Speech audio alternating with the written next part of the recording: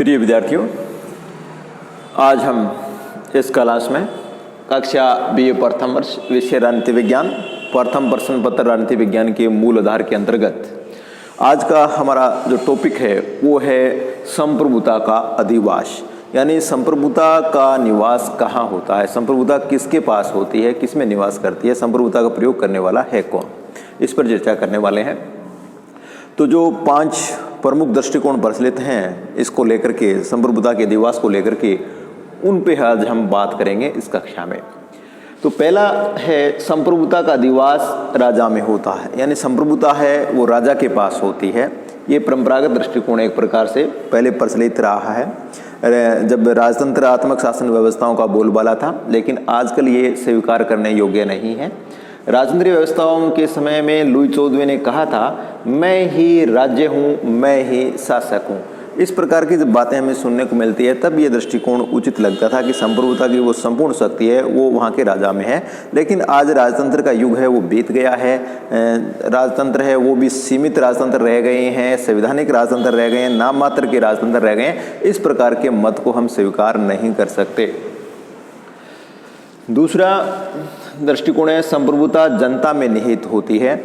पहले सिसरो, उसके बाद John Locke, John Jacques Rousseau और जेफरसन ने इस मत का प्रतिपादन किया कि संप्रभुता है वो जनता में निवास करती है, जनता के पास होती है। सिसरो के मत को कोई ज़्यादा वरीयता नहीं मिली, ज़्यादा उस समय गौर नहीं किया गया। उसके बाद लॉक और रूसो ने यह कहा कि शासन का संचालन है वो जन सहमति के आधार पर होना चाहिए और संप्रभुता का निवास है वो जनता में होता है, लेकिन उस समय भी इतना ज़्यादा नहीं रहा। फिर जेफरसन ने इस बात को प्रतिपादन किया कि संप्रभुता है वो जनता में निहित होती है। लेकिन अगर हम इस बात को स्वीकार कर लें कि संप्रभुता है वो जनता के पास होती है तो इसमें 2 बाधाएं उत्पन्न हो जाती हैं इस मत में। पहला तो ये है कि जन समुदाय है वो असंगठित होता है, वो कोई संगठन का रूप नहीं ले पाता। कितने लोग जन समुदाय में सम्मिलित हैं, कितने उससे बाहर हैं, कौन कब आया कब गया, इस प्रकार का हमें देखने को मिलता है।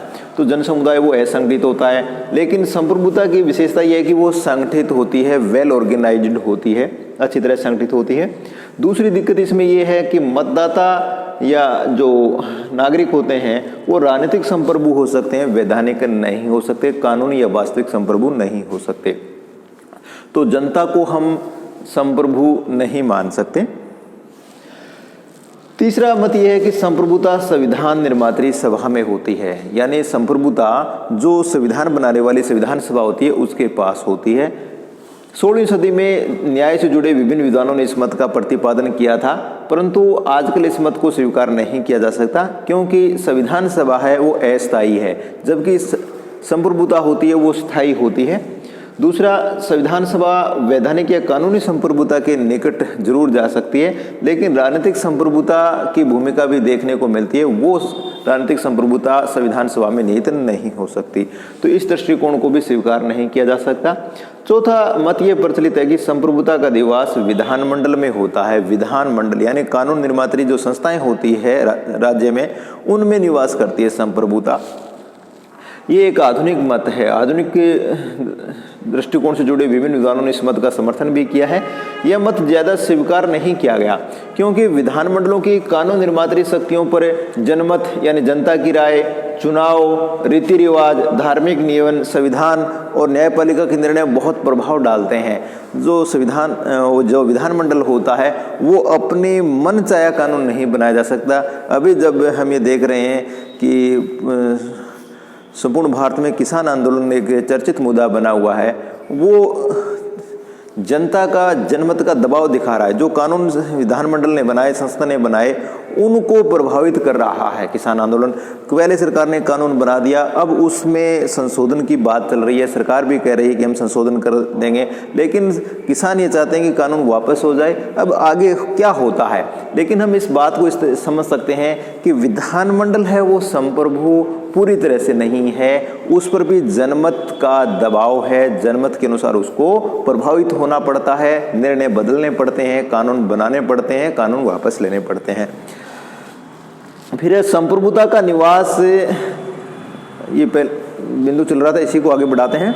दूसरे ये दिक्कत है कि संघात्मक शासन व्यवस्था में शक्ति विभाजन देखने को मिलता है, जहाँ शक्तियों का विभाजन हो जाता है। सरकार के जो अंग हैं, कार्यपालिका, व्यवस्थापिका, न्यायपालिका, उनमें शक्तियों का विभाजन हो जाता है। दूसरा, संघ सरकार और इकाई सरकारें, उनमें शक्तियों का विभाजन हो जाता है।